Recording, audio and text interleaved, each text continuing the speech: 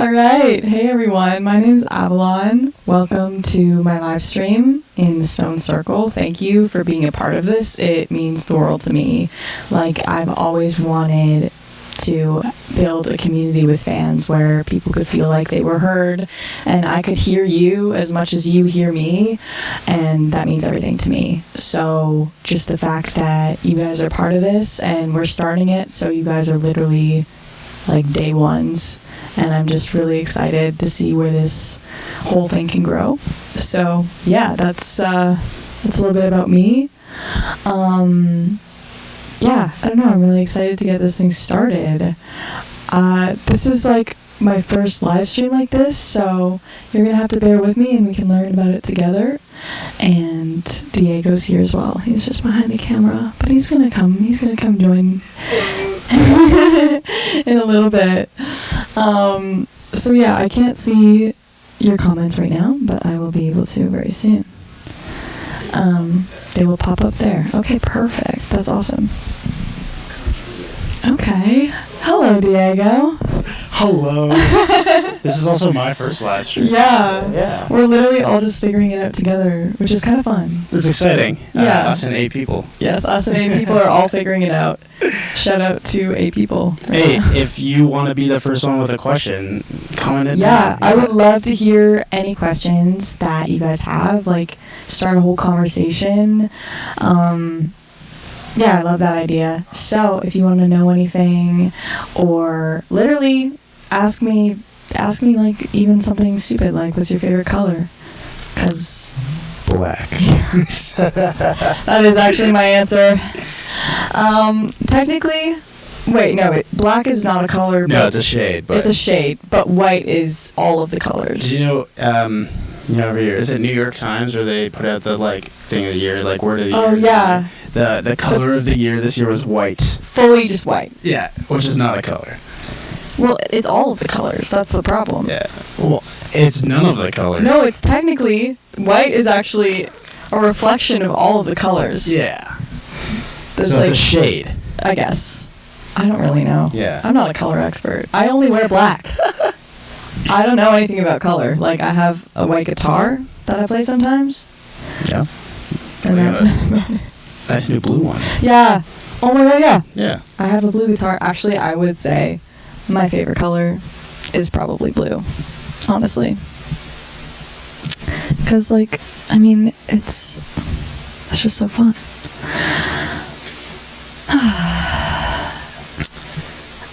So we just played a show. I mean, you just played a show over the weekend. Tell us a bit about that. Yeah, the show was so much fun. Actually, like, a lot of fun. It was our last hometown show of the year, last show in general of the year. And, oh my god, like, you guys showed up. Like, the energy was so unreal. Like, yeah, fans too. Like, yeah, fans. Yeah, I was talking with fans, and like people awesome. were there for you. That's so sick. That's actually kind of new to me. Like, I mean, like, I've been doing this for a while, but I mean, most of the people that have come out to my shows previously have been like people I know a little bit, especially hometown, because I kind of know everybody, like, in the music scene. So, like, I know these people, but it's so refreshing to see new faces, you know what I mean? Like, that I've never seen before, and I want to see again, definitely. Yeah, it's just like, I was just blown away, actually, by the amount of people that knew the lyrics to my songs, because I mean, those lyrics are everything to me, and at some point, I was watching as people were singing "Into the Rain" as if that didn't come out 2 weeks ago. Yeah, no, literally. Which I thought was pretty crazy. Yeah, it's amazing. Like, I've never had that response so quickly from a song before. So, I mean, it meant a lot to me personally. Yeah, I mean, I have nothing but good things to say about it, really. Like, it was packed, and it was high energy. It was fun. Okay, we do have a question here. Ooh, we have a question. Rick Molaski asks, So who did you grow up with musically? Like, what was your, like, inspo? Oh, shit, the camera's tilting. The camera's tilting. You guys, like, are just looking at my forehead right now.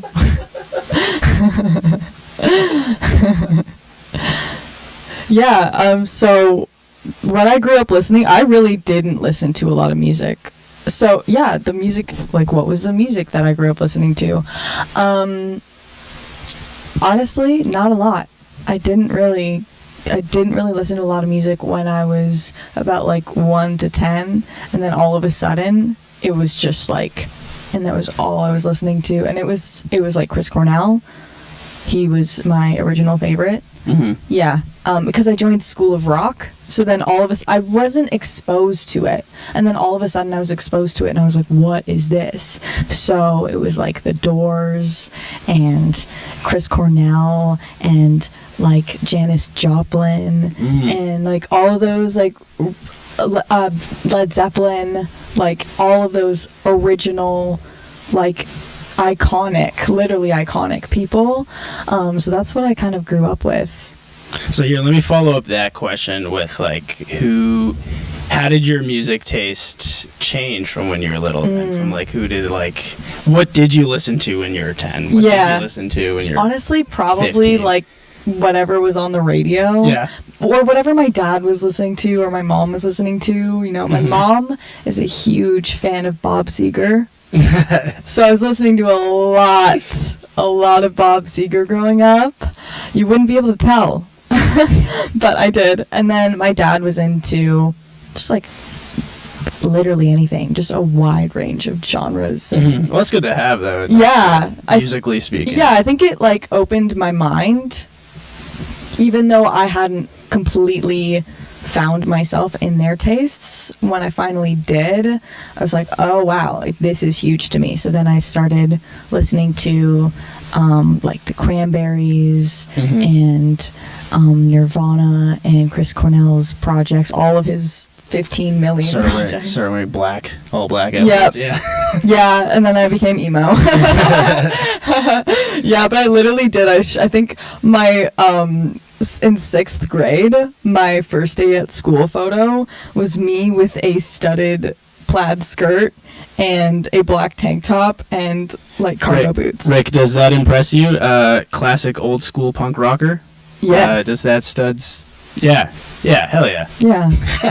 Basically, like I would wear the cutest little outfits, but I just obviously did not look like anyone else at my school at all. Well, I went to a uniform school, so no.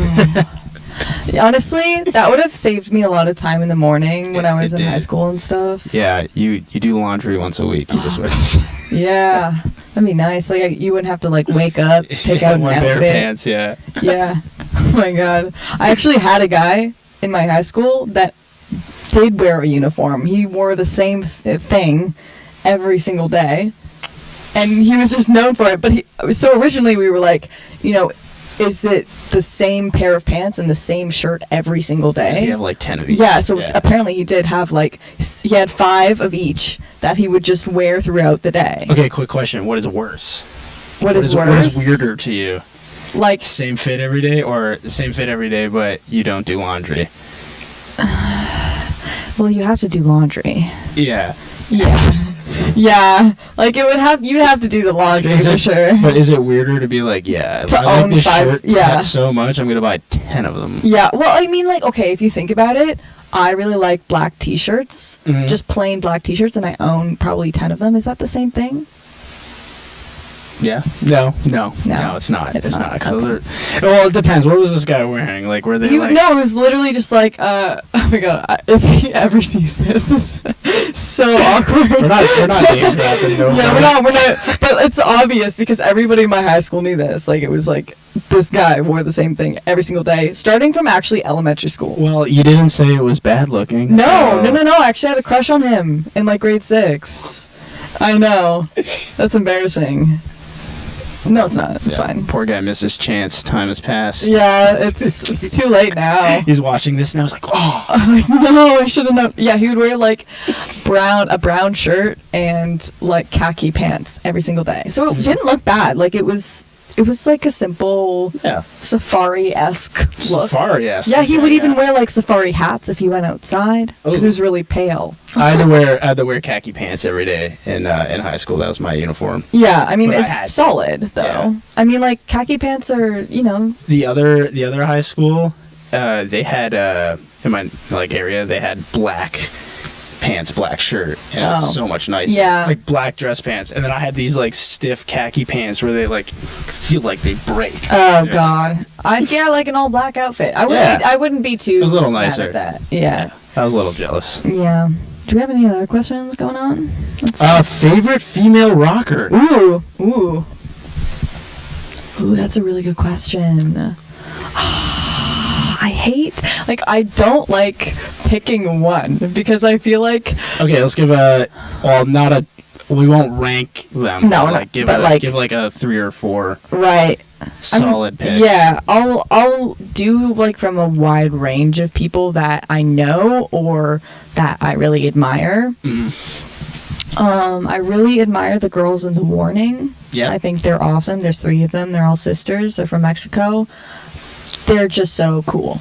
Like their songs hit every time. They really know what they're doing. They seem really kind, and they just like are obviously very business minded, which I really respect, because it's one thing to like know how to sing and put on a good performance, but they're also like always doing things, it seems like. You know what I mean? Which is like half the battle. It is. It's making appearances and like making yourself known, and they just kill it. And they actually just released an album of like a live show, and they came out with a movie for it.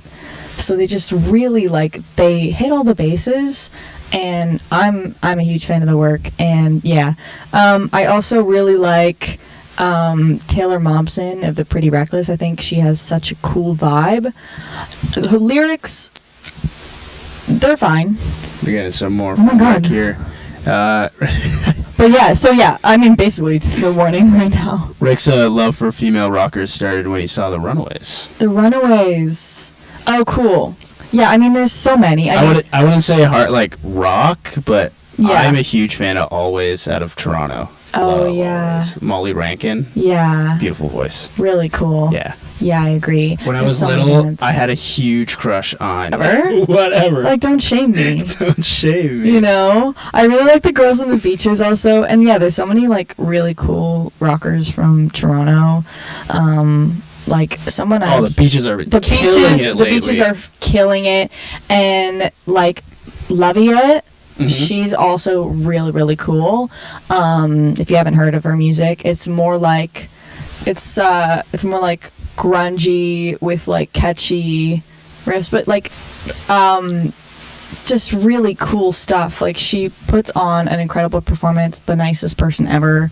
So I just love stuff like that, you know what I mean? It's so hard to pick because there's so many things that I love about so many people, like Emil and the Sniffers. Oh yeah, they're coming to Toronto soon. I can't remember what month, but I know they're playing at History. I would think it was. Yeah. I mean, she's just like the energy is so authentic. I love seeing her in interviews. She's like super fun. Yeah, she like, you know, no media training. You don't need to act a certain way. Like she's just like so herself, and she's very intense, which I love. She's so punk. She's so punk. She's just her. Yeah. Which is nice to see. Yeah, it's really nice to see women like not dilute themselves in front of a camera.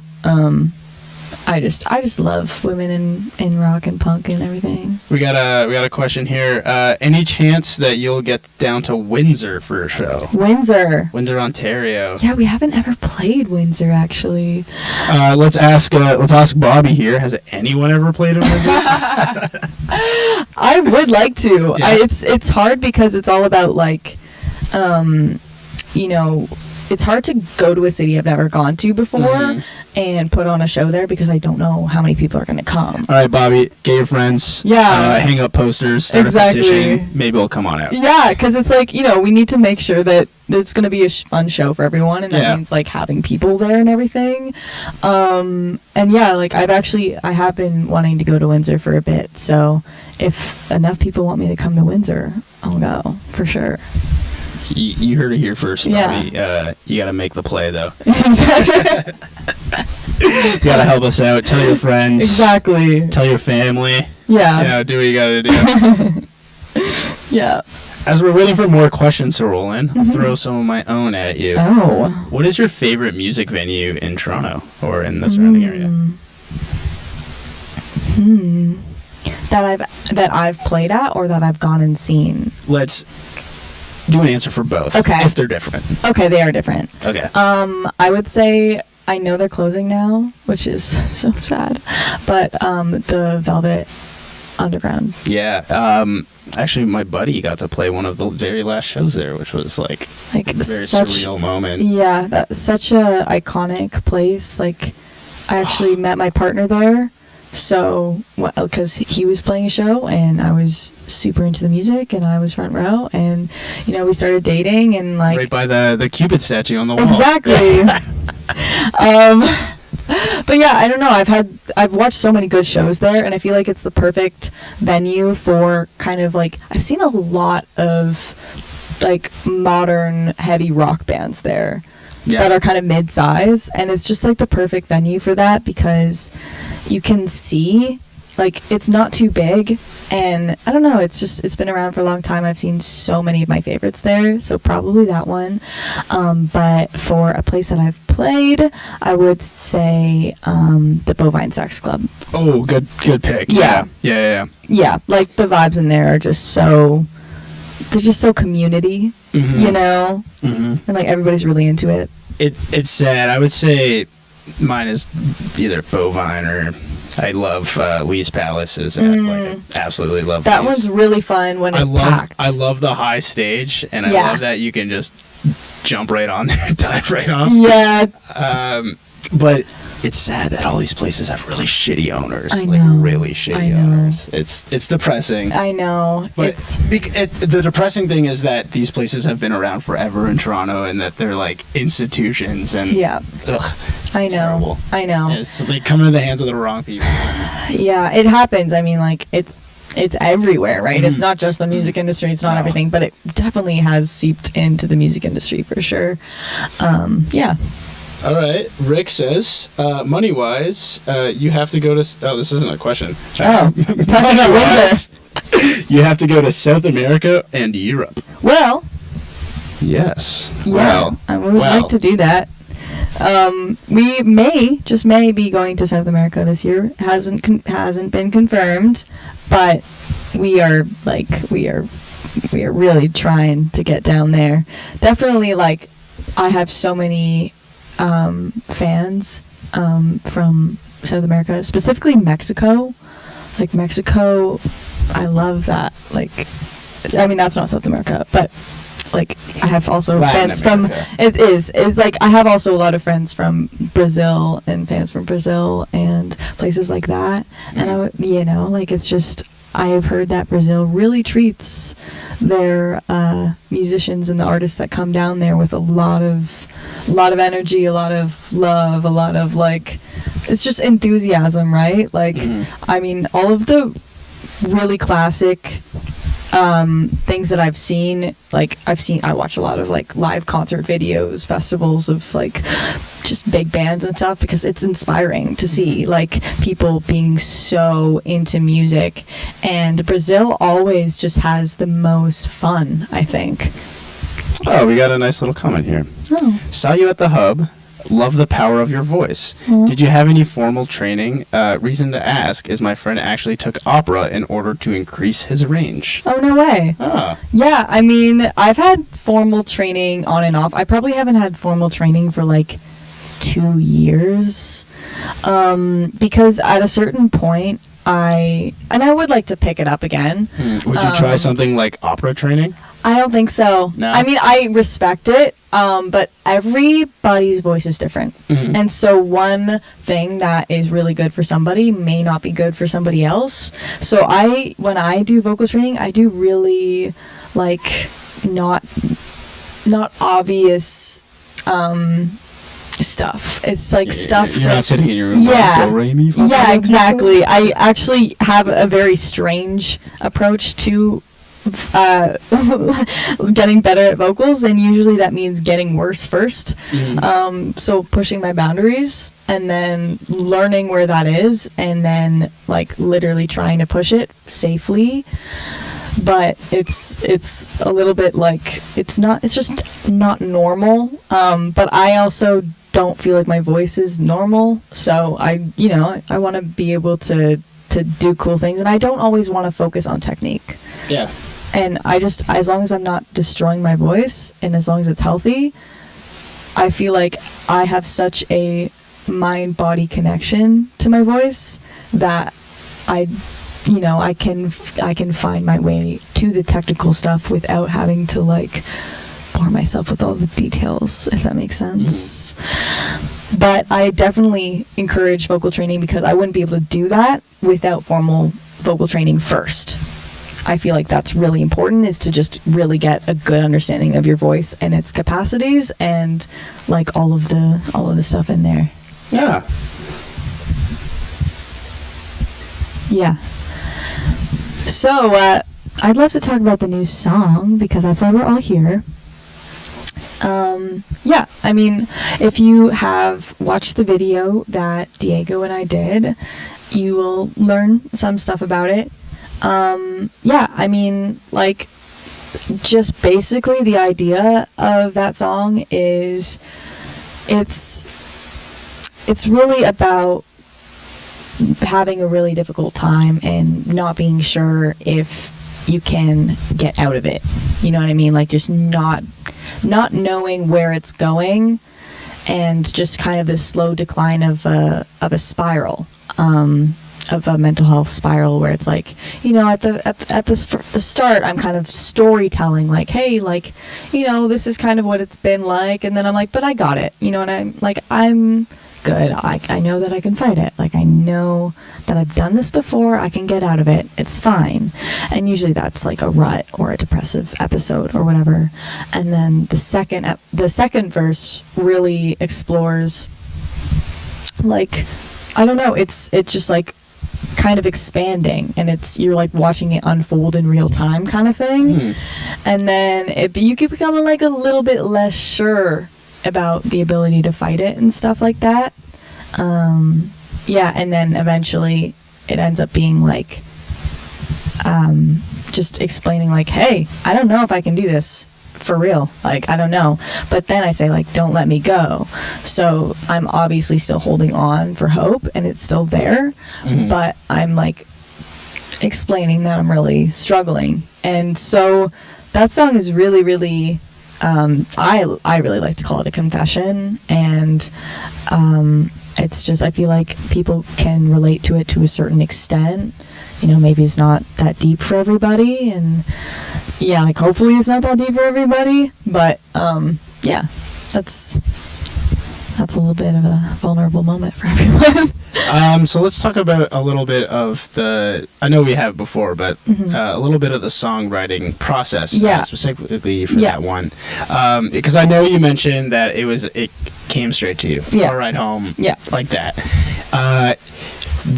When it came to you, what came to you in that moment? Was it lyrics? Was it acoustics? Was it all the above? Like, what was your eureka moment while you were driving? Okay, this is funny, because when I first started writing songs, and this is actually how a lot of my first songs started, like, specifically Drag Me, I did the exact same thing with this, where I just have a bunch of different like melodies and parts, and that's why the verses and the chorus sound so different. Like, there's an obvious jump between the two, because it was literally two sections that I had written separately, and then I combined them.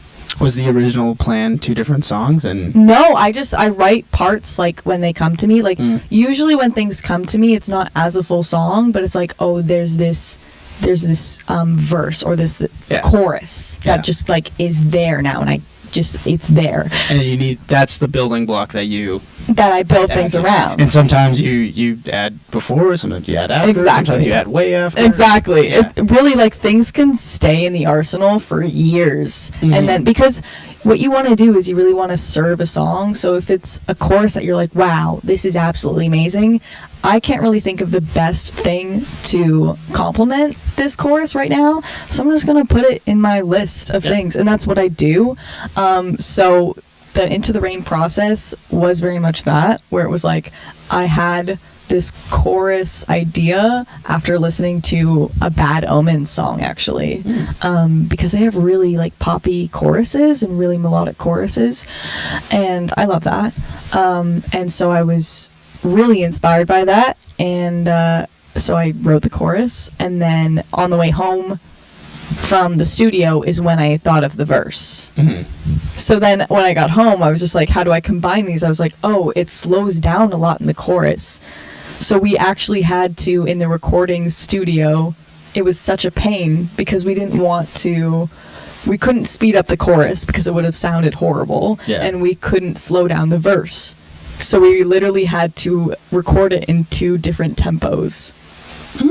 Yeah. How was that, like, I don't know, mixing wise, editing wise, after? It sounds like a nightmare. I felt so bad for my producer, Kevin. I was like, Kevin Deeds produced that. Shout out, Kevin. I felt so bad. I was like, you know what? This sucks, and it sucks for everybody, but it's going to get the right result. You know what I mean? Yeah. So I put that little extra work in. That's like, sometimes it's really worth it, you know? Like, I know producers who literally record one like chord hit and then another one immediately after, and like cut up everything, and it's like, whoa, that's a lot of work. So I was like, you know what, this isn't too bad, but it was enough where it was like definitely a learning experience, because not the normal workflow. Definitely not the normal workflow. Like, the way that we had to record it and figure it out was, I questioned myself a lot, because I was like, oh, you know, like, should the chorus be faster? But you got to stick to your guns, you know? Sorry, I'm just getting some comments here. Oh, yeah? What a great job. Diego the interviewer. Of course, a great interviewee. Very informative. Damn, we're doing good, apparently. Okay. Guys, that's nice to hear. So let's talk about a little bit of the upcoming EP that Into the Rain will be on. Yeah. Is Into the Rain going to stand out? Tell me a little bit more about that. What can we expect? I mean, honestly, it's kind of a collection of songs that same kind of thing, was I wrote them, and I was like, I have these songs and I love them so much, and I was still figuring out my sound, still trying to figure out exactly what felt right for me, and it always evolves. But one of the songs I wrote, like, I think 7 years ago on the new record. So it's one of those things where it just changes over time. You know what I mean? And like, whoever I'm writing with offer different things. But yeah, we have one like prog rock song that we really like to play live. Anyone who knows me knows I'm a big prog rock guy. Yeah, it's really fun. It's something that I wrote with my old band, and like, I'm just so fortunate that I get to continue playing it, because I feel like that song was the first one for me where I was like, oh, I really like heavy stuff, because I hadn't fully figured that out before. It's called To Earn Your Love. Yeah, and it's like, if you see me live, especially the Hub last night, played it, or not, 2 nights ago. 2 nights ago. 2 nights ago. I don't know. Saturday night. Yeah, we played that song there, and it's really fun. It's like, it's definitely one that's like, To Earn Your Love definitely stands out. There's a lot. I think all of the tracks stand out in their own way because they're different from each other, but they still obviously are cohesive in a sorts. But yeah, they all have their own sound and feeling and message. So we got a question here from Michael Durham. Michael says, what comes first for you when you're writing? Is it the music or the lyrics as a rule for you? Yeah, so it's always the music. Always the music. Yeah. And that means literally, because I include melody in music. So usually what happens for me is I kind of come up with a melody that I really like. And then I go to my acoustic guitar and I figure out the chords that complement that. And then once I feel happy about that, then usually if the inspiration's right, the lyrics just kind of are obvious. Do you know how Rivers Cuomo writes music? Do you know who Rivers Cuomo is? The singer from Weezer. Oh. So this is funny because it's not at all what you're saying. It's a little off topic, but whatever. There's a reason why every Weezer album after the second one is just dog shit. It's just terrible. Yeah. And it's because that Rivers keeps a giant notebook of lyrics, of just random sentences. Yep. And he goes, I need 5 syllables. I need a 10-syllable sentence to fit this thing right here. So he just looks in his notebook, goes, 10-syllable sentence, plug it in. Whoa. So it's like a lot of the songs don't make sense, like, lyrically. Right. Because he's just, like, picking and choosing from... Wow. Yeah. That's so interesting. I mean, I kind of do that sometimes. I'll write things, it's usually concepts, and then I'll kind of expand on, I just have like so many lists. I also have notebooks full of stuff, and just, like whatever feels right at the time. That, because what happens is I come up with an idea, sometimes it's lyrics, sometimes it's melody. If I don't feel like I have the music to back a lyric, I can't finish a lyric. Like if I don't have... what is like the backtracking process? Like, is it like I can't finish this lyric, I'm gonna scrap that whole sentence? Like I'm gonna start... No, I just like write it as a concept, and then I just keep it in my notes on my phone. That's kind of literally what I do. It's like, and then sometimes I'll look at that concept and I'll be like, oh, I really like that, and then I can build a song around that in a different state, right? Because it's not every emotional state goes with every concept, right? Wait, I'm gonna cut you off for a second because you said state 3 times and we skipped a question from Joanne. Joanne asks, "Hi Avalon, what is your favorite U.S. state?" My favorite U.S. state is probably California. Hell yeah. Yeah, I'm there like all the time. There's like 2 right answers to that question. I feel like it's California or New York. Yeah, I love California and New York. As a Canadian, those are the 2 right answers. Yeah. I don't know. And then all the other ones that are like basically Canada, I would say, like Minnesota's a state. Yeah. I don't know a lot of states. Those northern snowy ones. Yeah. I would literally just say New York and California because those are the states that I go to the most, and I love them and I love the people there. I'm literally going to New York in 2 weeks. So if you're in New York, good luck trying to find her. There's 8 billion people in New York. You won't find me. Yeah. But I definitely like California. I wasn't actually a huge fan of it at first. Too many hippies? That's what I thought about Vancouver. Yeah, there. I mean, like, okay, East Coast, West Coast. Yeah. I feel like, Toronto is basically a New York City vibe, but, like, less good. Yeah, it's just, like... I don't know, I could talk for hours about my thoughts on Toronto. Yeah. I love Toronto. It's my favorite city in the world, but it could be better. Yeah, it could be better. I mean, okay, like, literally just about the volume in New York. Yeah. Like, there's just so much happening all the time, and it's just amazing. It's huge. And it's really cool. I mean, obviously, it has its downsides, but, like, as any big city does. But, I don't know, like, as a Toronto person... I gravitate towards New York instantly, but California I had to warm up. Oh yeah, it's just like, it's adjacent. Exactly. Like, if it feels, this. Yeah, it feels familiar in a way, even if I've never been there. You know what I mean? Bricks. Shitty public transit. Yeah, people who can't drive.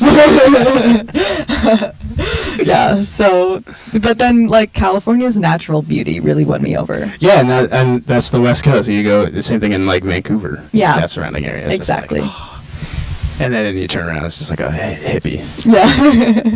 No. I'm just kidding, I love hippies. I'll love hippies, honestly. Yeah. Why not? Okay. So, wait, when does this new EP release? It releases in February of next year. In February. Yeah, so soon. Soon. Yeah. Yeah, my next single too is out in January. So literally next month. That one I'm very excited for. It's called Mirage. And it actually originally wasn't even going to be on the EP. Wasn't going to be on the EP, and now it's a single. Now it's a single. So that tells you, like, you know, like the process is like whack. Exactly. It can, well, because it can start as something kind of mediocre if there's not enough love poured into it, I think. And some songs need more conditioning than others. Yeah. Yeah, like some songs don't start out as like, oh yeah, this is obvious, you know. You really have to put that effort into to even get it to a point where, oh, I could see this going somewhere. Exactly. Yeah. And so we actually, and I tend to doubt myself a lot when I'm writing songs, because I'm like, what if, you know, like everybody has different tastes, and I'm like, what if I'm biased because I really like the message in the song and it connects to me personally? Maybe that's not going to connect to everybody, kind of thing. So I doubt myself a lot, as a lot of artists do. That's literally, I think that's probably the hardest part of my job, is just like am I doing the right thing? Like it's subjective. It's so subjective. I used to hate English courses in high school, and I loved math, because in math there was one right answer. English is like, there's not. It's so subjective, so I'd always doubt myself, and there's a lot of anxiety that comes from that. And so I went into the studio with Mirage, and we were going to record it anyways and then decide. And the studio owner actually stopped in, and he did a couple Alexis on Fire records. So it was a huge deal. Yeah. Good connection. Yeah. So it was juice. And so he sat in for that song, and he was like, that's a really good song. And I was like, okay, it's going on. It's gonna go on. It's gonna go on it now. Cause sometimes it just takes like one random person opinion and be like, exactly. Especially somebody I respect so much. You're your own worst critic, so it's like, how do I pick what I put on my EP? Exactly. If either I love them all, or B, hate them all. Exactly. Because it can change. It can literally be like, depending on my state of mind, like I can be like, oh, this is not good enough. This is not good enough. But most of the time, I really love them. So let me ask you this. Yeah. How many songs are going to be on the EP? It's going to be 6 songs. And out of those 6 songs, how many did you have to cut out? Like, how many were you originally thinking? What was like? We were originally just going to do 5. Oh, so you added one. Yeah, so we added Mirage in. I mean, the thing is, it's like, I had those songs basically ready. I've been also writing afterwards, but I had actually recorded a lot of this music like a while ago.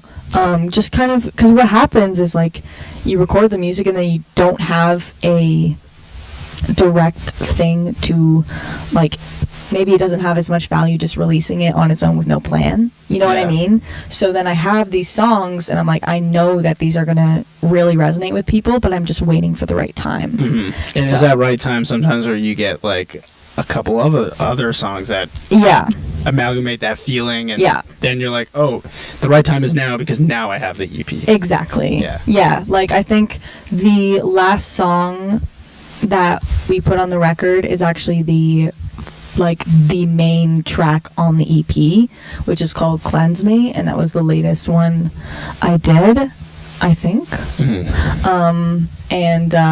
And so that changed everything.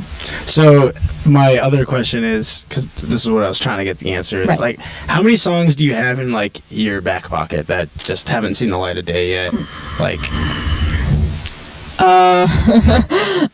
probably, I would say, like, fully formed songs, like 7 or 8, maybe 10. Okay. Like 12. because I'm actively actually writing my next EP right now. We're going into the studio next month. Hell yeah. So yeah, no, I'm gonna keep pumping out stuff as long as you guys are listening to it. So for you loyal fans, you know that there's gonna be a steady stream of things coming. For a while. I didn't release a song for a year because I signed to a label and I was trying to figure out what all of that meant and learn the new rules kind of thing. And now like I'm just going for it. Oh, we got a question here from Wallflower or W4L Flower. Thoughts on releasing acoustic versions?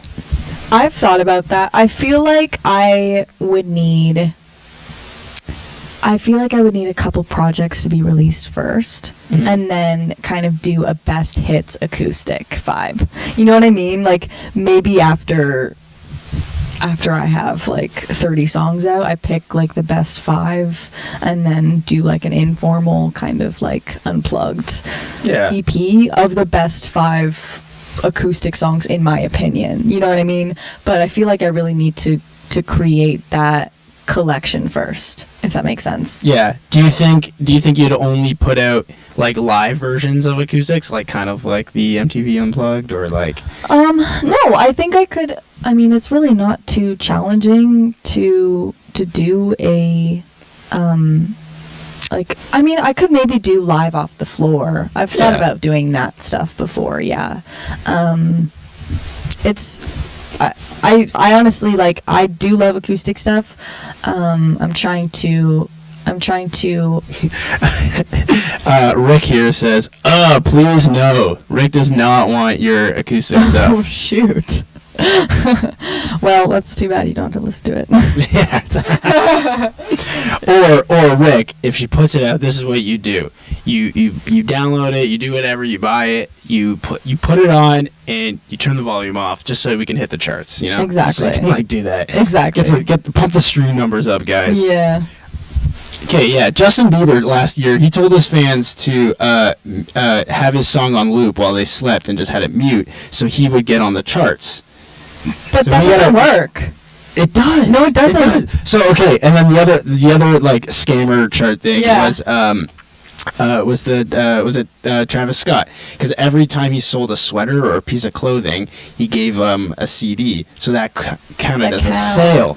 Oh, that's really smart. Yeah, that's really smart. So yeah, I think it's something like that. Although I feel like artists at that level kind of can get away with that stuff. Yeah, because I know a lot of friends who have literally had their music taken off of streaming platforms because they think that there might be people who are sleeping and oh really? Yeah, and even if there's not. No, I'm just a huge fan. Yeah, exactly. No, people, because indie musicians with like under 10,000 streams or monthly listeners or whatever do get treated a lot different, and then like there's obviously levels where they pay attention to after that, but like I've known so many friends that have amazing music that literally have their songs completely taken off or just back to 0 streams, even if they have like 20,000. The crazy part is that those rules don't apply to the people at the top. Exactly. Like, so they can get away with that. They can, yeah. It's so frustrating to see that. Oh, we got some people going over crazy in the comments. Acoustic? What's next? A horn section? Please, no. Yeah. That's from Rick. Personally, Rick, I would love a horn section. I said it before. I'll say it again. Love ska. Listen, okay, so a song that I really love by a band called Avenged Sevenfold has a violin in one of their songs, and it's heavy, and it really does add to the song. Like it's not about the instrument to me, right? It's about the way that you use it. Like it's about the way that it fits in, and can you use it to amplify a song? Because for acoustic songs, the reason that I would think about releasing them is not to be like a folk indie artist, right? It would be to showcase the raw feeling. Like if you ever listen to Nirvana Unplugged, Alice in Chains Unplugged, absolutely haunting, beautiful, just acoustic guitars. Rick, do you hate Nirvana Unplugged? That's my question, Rick. Exactly.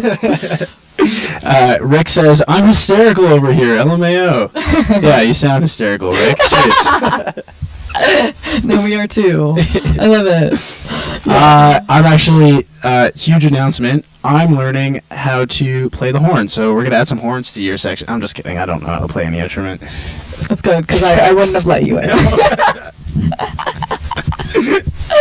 You know, you have to actually be good to play my music. I mean, that's like kind of the best part about ska is that you don't have to be good. have to- So you could join a ska band. Yeah, That's fine. I can just be the guy in the ska band who doesn't play any instruments, but he just does the dance. Yeah. Yeah. You know, my friends talk about it all the time. They're like, I could be your backup dancer on stage. I'm like, what about my music? They're like, we need a bigger stage, first of all. Yeah, I can't fit on the stage. I cannot fit on the stage. Yeah. So there's not really room. Yeah, where do you think we're playing, dude? Like, maybe, you know, in a couple of years we're playing bigger venues, but... And then what is a backup dancer for you even going to look like? That's the thing. That's, like, the whole point is, like, I don't know what you would do the whole time. Like, headbang? Like, what do the slower songs look like? It's just like... Yeah, exactly. I think Rick is thinking about if he hates the MTV Unplugged. Yeah.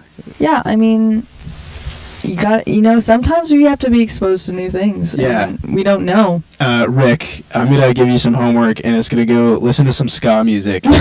Get those horns into your head, buddy. Yeah. No, I would actually definitely recommend Alice in Chains Unplugged. Oh. For real. Like, absolutely, I listen to that a lot. I'm a huge fan of Alice in Chains in general. Probably one of my biggest influences ever. But Lane Staley, like, when it gets reduced to acoustic, you can really feel the pain and, like, the realness and the rawness of his voice in those songs, and it just really gives them new meaning. I mean, or at least literally amplifies the meaning of the songs. Yeah, no, I'm just super, super big fan. So I would love to do something like that one day when, you know, I feel like I can do it right and I feel like I can give it justice.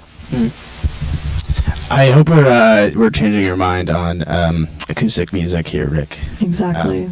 Yeah, we're not telling you to go listen to like Bob Dylan or anything. Yeah. We're going to listen to like Nirvana. Yeah, exactly. Yeah. Speaking of acoustic music, I can actually.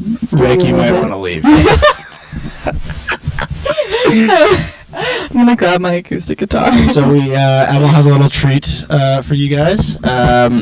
Talking about Into the Rain, it made us want to watch her play Into the Rain. Yes. On the acoustic guitar. So I'm gonna hop out here for a minute. I'm gonna jump behind the camera and I'm gonna give you a better view of her playing the song. Enjoy. Thanks. Should be fun.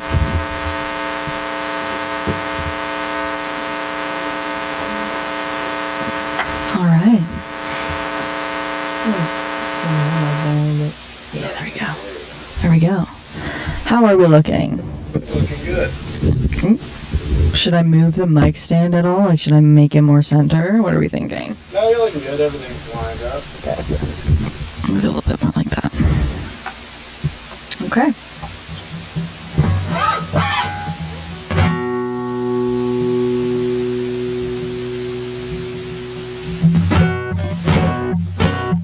I feel like that works. I need to turn it up.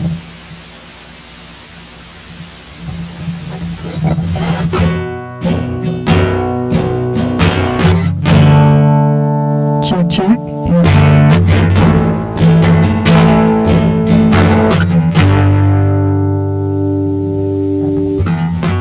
Whoa, the mic just like literally moved. Got a ghost in here. What is Look. What is happening? I'm being haunted. Okay. Sorry, guys. Literally, what the heck? Okay. Alright, I'm gonna play Into the Rain.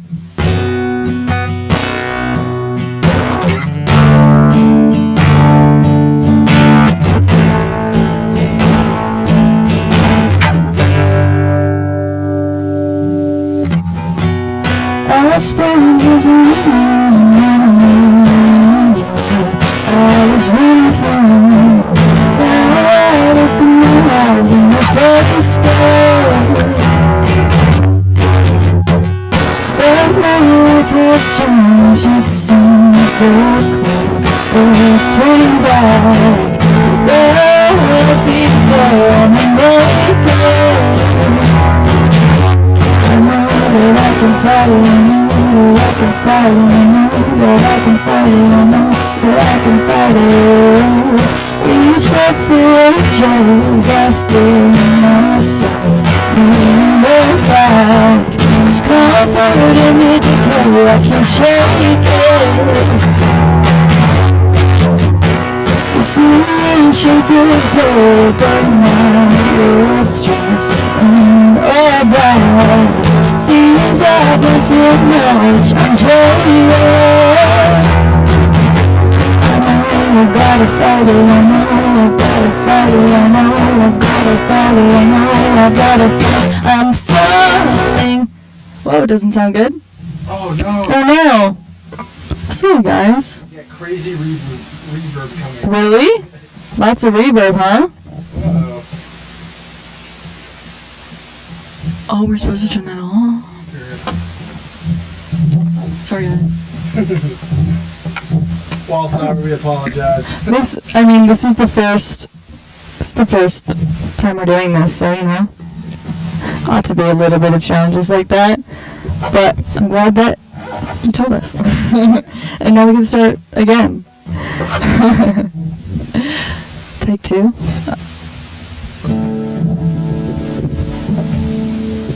Why is it? Alright. Cool.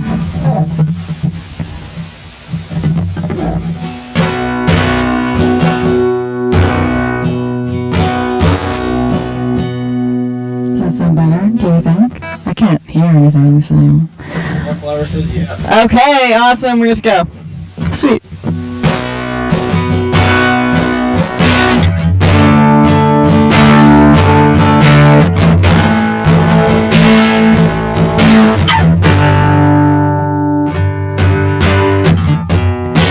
I spent years in the I was running from. I opened my eyes and my face stayed. But my life has changed. It seems that it's turning back to where it was before and I'm waking. I know that I can fight it, I know that I can fight it, I know that I can fight it, I know that I can fight it. Each step through days I feel myself moving back. This comfort in the decay, I can't shake it. You see me in shades of blue, but my words. Oh my god. We'll just go hard in here. I'm just gonna go. Alright. Wait for that to catch up. I'm gonna fix this. I'm just gonna play raw. Yeah. Do you want to move how that? far back are we? Do you want to turn that off?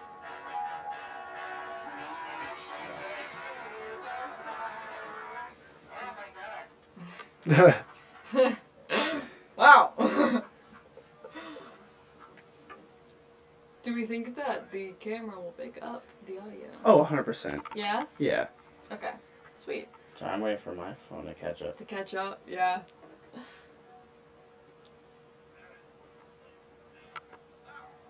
Give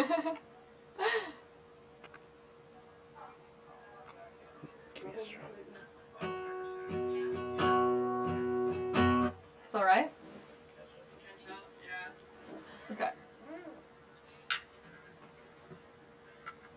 good? Yeah, go for Okay. it. Yeah.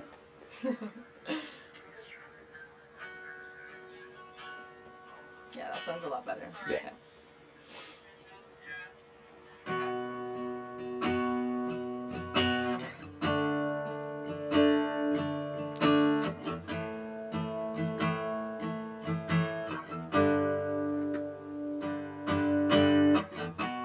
I spent years on the run, not knowing where I was running from. Now I've opened my eyes and I faced it. But my life has changed, it seems the clock is turning back to where I was before, and I'm naked. I know that I can fight it, I know that I can fight it, I know that I can fight it, know that I can fight it. Each step forward drags, I feel myself being lured back. There's comfort in the decay, I can't shake it. You're seeing shades of grey, but my world's dressed in all black. Seems I've learned too much, I'm jaded. I know that I can fight it, I know I've gotta fight it, I know I've gotta fight it, I know I've gotta fight. I'm falling out of this in between, falling into the rain. When everything's going down the drain, I'm falling into the rain. Crawling out of my grave, I spend myself slipping through the cracks. Now I'm so far away, I'm faded. Crawling out of my grave, I put in place my old mask, even if I have to fake it. Don't know if I can fight it, don't know if I can fight it, don't know if I can fight it, don't know if I can fight. I'm falling out of this in between. Oh, falling into the rain.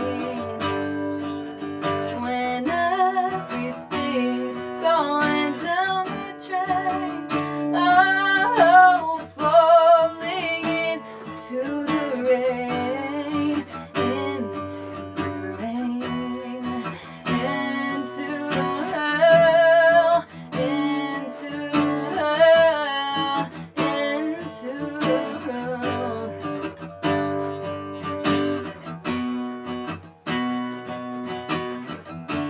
Don't let me go.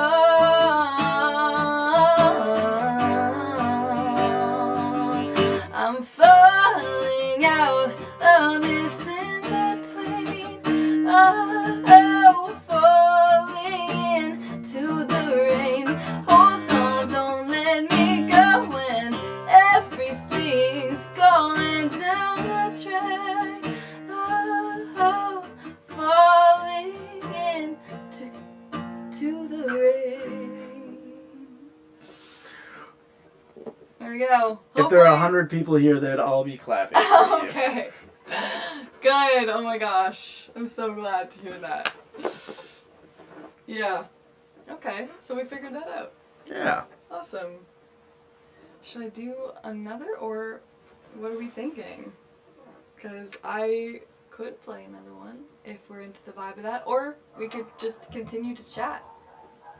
We're getting lots of claps in here. Oh. Yeah, here we. Thanks, guys.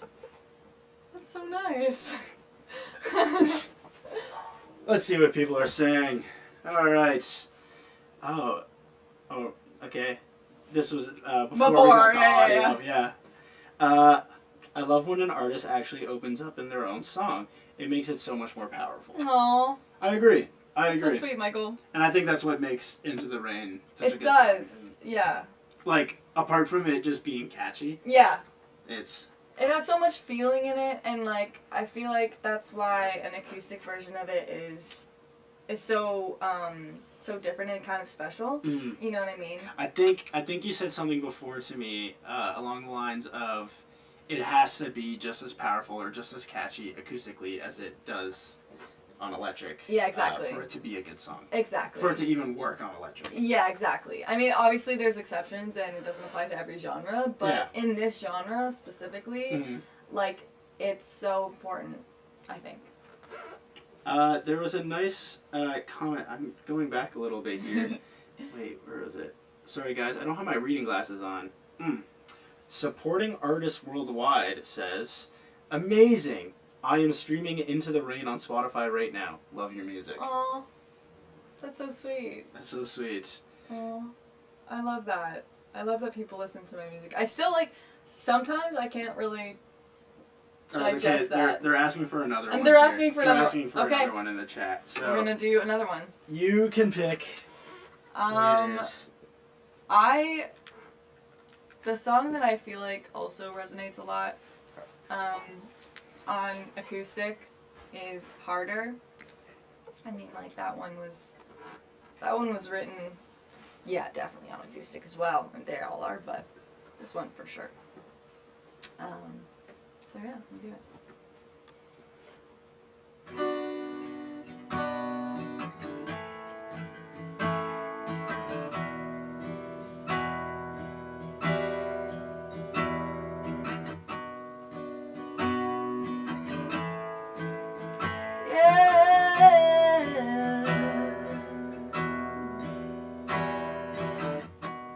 Getting up in the morning, my mind doesn't stray from the bed. Yeah.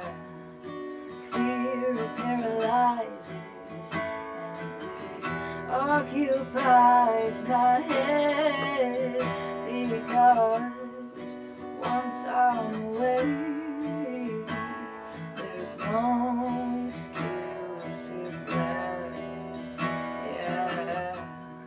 There's not much left of me. I am unraveling like a thread. It's getting harder than it used to be. Days getting longer. All I do is sleep.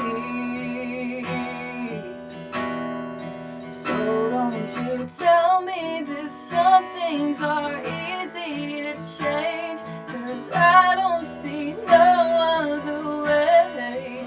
It's getting harder than it used to be. Than it used to be.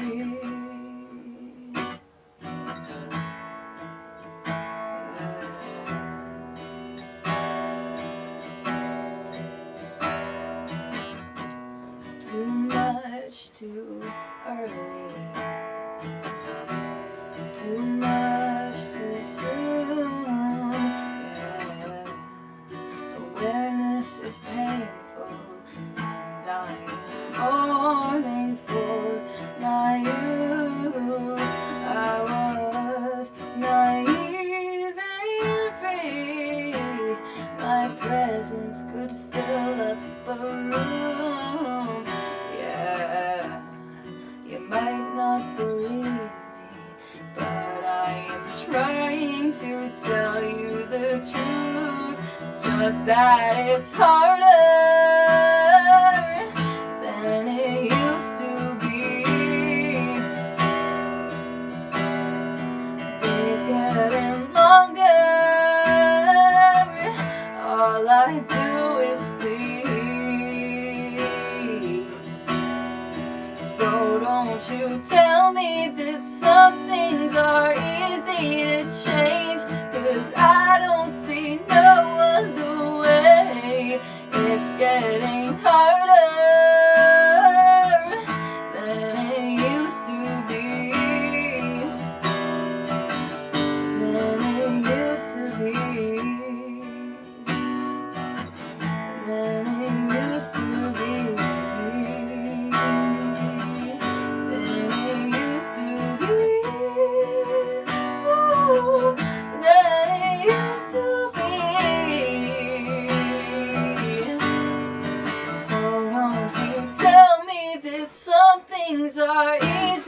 change, 'cause I don't see no other way.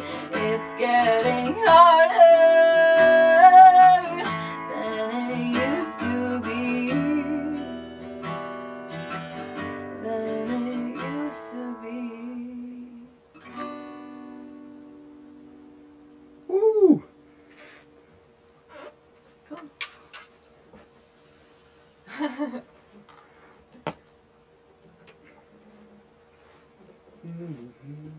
So there you are.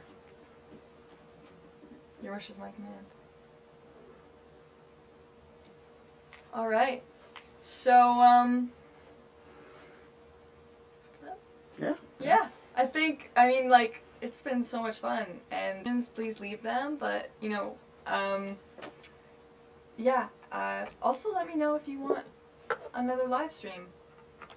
Like, let me know if you like this, and if you want it to be, like, a regular occurrence, because, I mean, I love just sitting here hanging out with Diego and you guys, so, I mean, it's a lot of fun. So, yeah, I want to also say thank you to everybody who sat through horrendous audio for, like, 3 minutes, so, you know, I apologize. That won't happen again.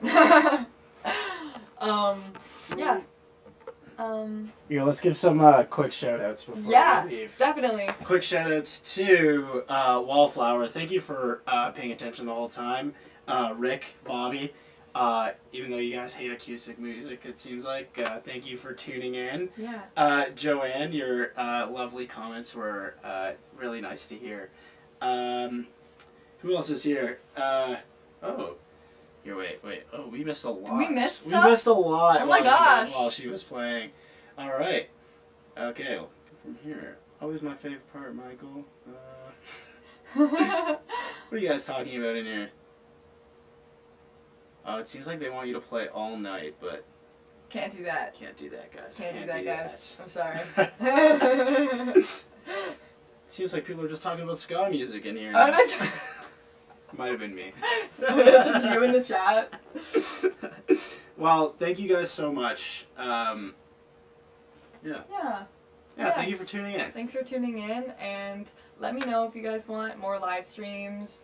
Message me, put it in the community. How can we improve the live stream as well? Please give us tips about This is our first one. Yeah, like, what do you want us to talk about? What do you want to see from us? Mm-hmm. Like, what is, like, kind of the consensus that you guys really want to see, I guess, is, like, the biggest thing. And because I would love to connect with you in a way that, a language that you can understand. Like, we can both, you know, because I don't want to just be... It's not Spanish, I'll tell you that. I don't... I know, like, a couple words of Spanish.